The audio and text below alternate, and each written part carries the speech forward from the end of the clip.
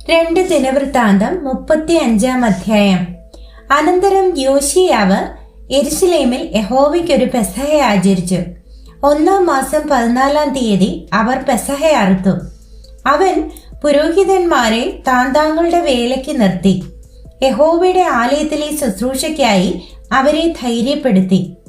അവൻ എല്ലാ ഇസ്രായേലിനും ഉപാധ്യായന്മാരും യഹോവയ്ക്ക് വിശുദ്ധന്മാരുമായ ലേവ്യരോട് പറഞ്ഞത്: ഇസ്രായേൽ രാജാവായ ദാവീദിന്റെ മകൻ ശലോമോൻ പണിത ആലയത്തിൽ വിശുദ്ധ പെട്ടകം വെപ്പിൻ.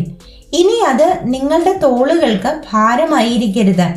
നിങ്ങളുടെ ദൈവമായ യഹോവയെയും അവന്റെ ജനമായ ഇസ്രായേലിനെയും സേവിച്ചുകൊള്ളുവിൻ.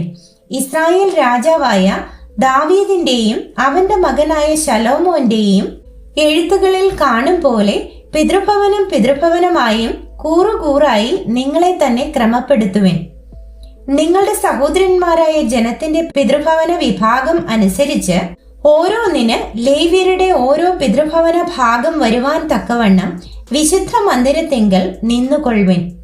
ഇങ്ങനെ നിങ്ങൾ പെസഹ അറുത്ത് നിങ്ങളെ തന്നെ വിശുദ്ധീകരിക്കുകയും മോശെ മുഖാന്തരം ഉണ്ടായ യഹോവയുടെ അരുളപ്പാട് നിങ്ങളുടെ സഹോദരന്മാർ അനുസരിക്കേണ്ടതിന് അവരെ ഒരുക്കുകയും ചെയ്യുവിൻ. യോശിയാവ് അവിടെ ഉണ്ടായിരുന്ന എല്ലാവർക്കും വേണ്ടി പെസഹ യാഗങ്ങൾക്കായിട്ട് രാജാവിന്റെ വക ആട്ടിൻകൂട്ടത്തിൽ നിന്ന് ആകെ 30,000 കുഞ്ഞാടിനെയും വെള്ളാട്ടിൻ കുട്ടിയെയും 3,000 കാളയെയും ജനത്തിന് കൊടുത്തു. അവന്റെ പ്രഭുക്കന്മാരും ജനത്തിനും പുരോഹിതന്മാർക്കും ലേവ്യർക്കും ഔദാര്യത്തോടെ കൊടുത്തു.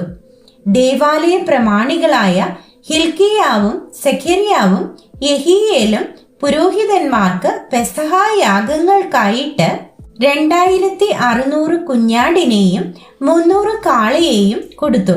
കോനന്യാവും അവന്റെ സഹോദരന്മാരായ ശെമയ്യാവും നെഥനയേലും ലേവ്യരുടെ പ്രഭുക്കന്മാരായ ഹസബ്യാവും യെഹീയേലും യോസാബാദും ലേവ്യർക്കും പെസഹ യാഗങ്ങൾക്കായിട്ട് 5,000 കുഞ്ഞാടിനെയും 500 കാളയെയും കൊടുത്തു. ഇങ്ങനെ ശുശ്രൂഷ ക്രമത്തിലായി. രാജകൽപ്പന പ്രകാരം പുരോഹിതന്മാർ തങ്ങളുടെ സ്ഥാനത്തും ലേവ്യർ കൂറുകൂറായും നിന്നു. അവർ പെസഹ അറുത്തു.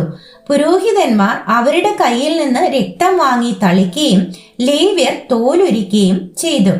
പിന്നെ മോശയുടെ പുസ്തകത്തിൽ എഴുതിയിരിക്കുന്നത് പോലെ യഹോവയ്ക്ക് അർപ്പിക്കേണ്ടതിന് അവർ ജനത്തിന്റെ പിതൃഭവന വിഭാഗം അനുസരിച്ച് കൊടുപ്പാൻ തക്കവണ്ണം ഹോമയാഗത്തെയും അങ്ങനെ തന്നെ കാളകളെയും നീക്കിവെച്ചു. അവർ വിധി പോലെ പെസഹായെ തീയിൽ ചുട്ടു. നിവേദിതങ്ങളെ കലങ്ങളിലും കുട്ടകങ്ങളിലും ചട്ടികളിലും വേവിച്ച് സർവ്വജനത്തിനും വേഗത്തിൽ വിളമ്പിക്കൊടുത്തു. പിന്നെ അവർ തങ്ങൾക്കും പുരോഹിതന്മാർക്കും വേണ്ടി ഒരുക്കി.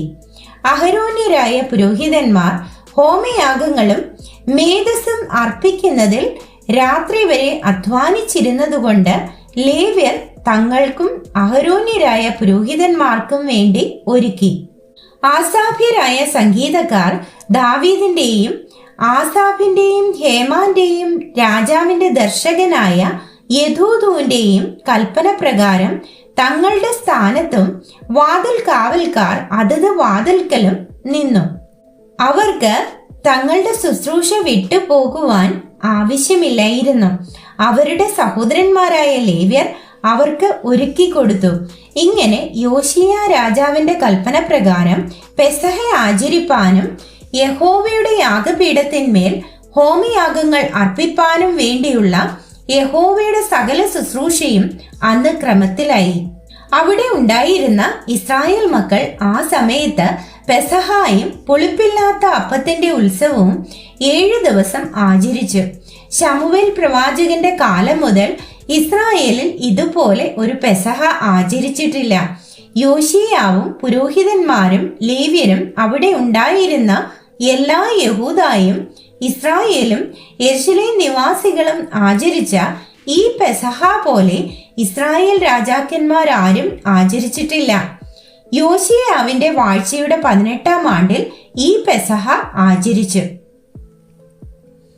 യോശിയാവ് ദേവാലയത്തെ യഥാസ്ഥാനത്താക്കുക മുതലായ ഈ കാര്യങ്ങളൊക്കെയും കഴിഞ്ഞ ശേഷം മിസ്രയീം രാജാവായ നെഖോ ഭ്രാത്തിന് സമീപത്തുള്ള കർക്കമീഷ് ആക്രമിപ്പാൻ പോകുമ്പോൾ യോശിയാവ് അവന്റെ നേരെ പുറപ്പെട്ടു.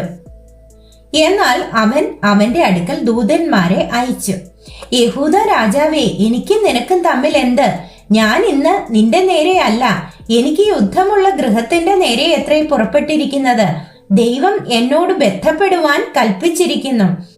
എന്റെ പക്ഷത്തിലുള്ള ദൈവം നിന്നെ നശിപ്പിക്കാതിരിക്കേണ്ടതിന് അവനോട് ഇടപെടരുത് എന്ന് പറയിച്ചു.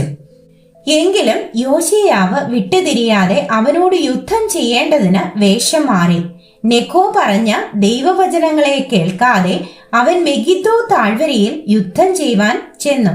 വില്ലാളികൾ യോശിയാവ് രാജാവിനെ എയ്തു. രാജാവ് തന്റെ ഭൃത്യന്മാരോട്, എന്നെ കൊണ്ടുപോകുവിൻ, ഞാൻ കഠിനമായി മുറിവേറ്റിരിക്കുന്നു എന്ന് പറഞ്ഞു.